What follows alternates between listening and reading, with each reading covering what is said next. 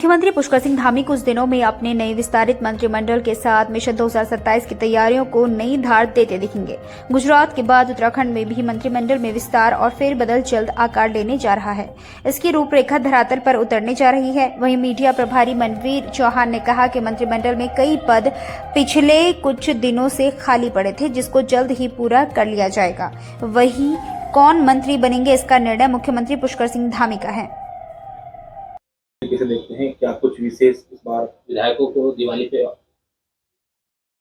देखिए, हमारी प्रदेश सरकार में मंत्रिपरिषद के कई पद लंबे समय से रिक्त चल रहे हैं। इसको लेकर के संगठन स्तर पर और सरकार के स्तर पर मंत्रिमंडल को विस्तार को लेकर के चर्चा हुई है और केंद्रीय नेतृत्व के निर्देश पर जल्द ही आदरणीय मुख्यमंत्री जी मंत्रिमंडल का विस्तार कर सकते हैं।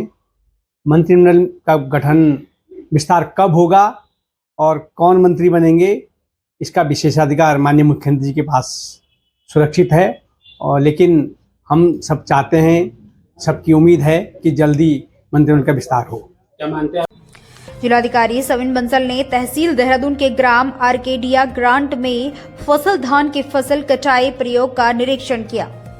इस दौरान जिलाधिकारी ने कृषकों संग खेत में धान की कटाई भी की, जिसमें 43.30 वर्ग मीटर के प्लॉट में 17 किलो 500 ग्राम धान की उपज प्राप्त हुई। प्रयोग का संपादन राजस्व उप निरीक्षक द्वारा GCES एवं CCE एग्री ऐप द्वारा किया गया एवं खेत से ही उत्पादन के डाटा को भारत सरकार के पोर्टल पर अपलोड किया गया। वहीं उक्त आंकड़ों का प्रयोग फसलों के औसत उपज एवं प्रधानमंत्री फसल बीमा योजना अंतर्गत किया जाता है। नैनीताल में आज पर्यटकों की सुरक्षा को लेकर NDRF की बड़ी तैयारी दिखाई दी।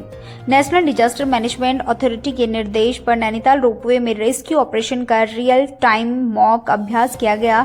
करीब 2 घंटे तक हवा में झूलती केबिन में फंसे यात्रियों को रस्सियों के सहारे सुरक्षित नीचे लाने का पूरा अभ्यास किया गया।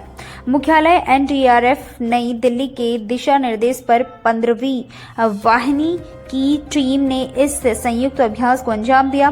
केबल कार को बीच ट्रैक पर रोककर टीम ने बताया कि अगर कभी तकनीकी खराब या बिजली बाधित होती है तो यात्रियों को कैसे निकाला जाएगा। अभ्यास के दौरान स्थानीय प्रशासन, पुलिस और रोपवे प्रबंधन की टीम भी मौजूद रही। नैनीताल में हर साल बढ़ते सैलानियों के दबाव को देखते हुए यह ड्रिल सुरक्षा की तैयारियों की एक अहम कड़ी मानी जा रही है।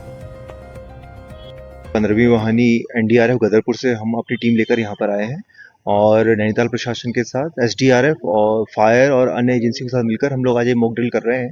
इस तरीके के मॉक ड्रिल के आयोजन के पीछे जो हमारा मकसद रहता है वो जनता को जागरूक करना, सेफ्टी का एहसास उनको भी दिलाना कि एजेंसी जो है वो तत्पर है किसी भी तरीके की इवेंचुअलिटी से निपटने के लिए।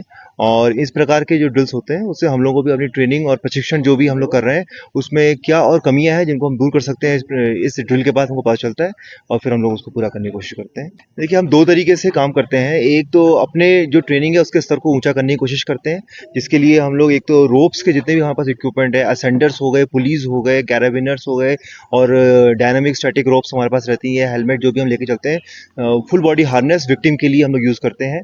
ये तो हमारा एक पहलू हो गया जिसमें हम अपने बल को प्रशिक्षित करते हैं, उनको ट्रेन करते हैं। दूसरा पार्ट है हम लोग SSP और CAPs के माध्यम से पूरे प्रदेश में जहां भी हमारी टीम्स होती हैं वहां पर अपने स्कूलों में जाकर और सरकारी संस्थानों में जाकर बच्चों को और सिविलियंस को भी ट्रेन करते हैं, ताकि अगर रेस्क्यू टीम्स वहां पर समय पर ना पहुंच पाए तो वो लोग खुद अपनी जान बचा सकें।